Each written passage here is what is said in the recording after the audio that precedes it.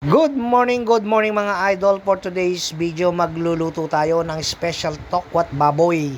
Ayan po, hindi ko na pinakita yung pagkakat at pagpa-fried ng ating tokwat baboy. Linagyan ko po ng calamansi juice yan, soya sauce, at saka po liquid seasoning.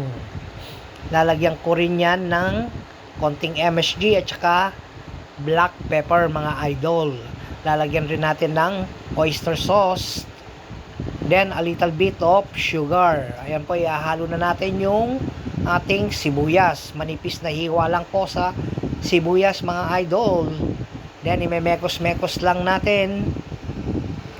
Dadagdagan po ng konting soya sauce. Then, imimix ulit, mga idol. Ayan po, ilalagay na natin yung celery. Dinagdagan ko po yung celery dahil gusto ko sa tokwat baboy ang maraming gulay.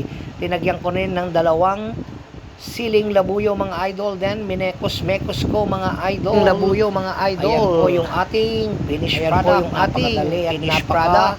Malapit na bilis. Malapit ihanda ng ating tokwat baboy. Pwede pong pangulam at pulutan. Maraming salamat po mga idol sa pagtangkilik sa aking pahina. May God bless you and your family mga idol. Salamat.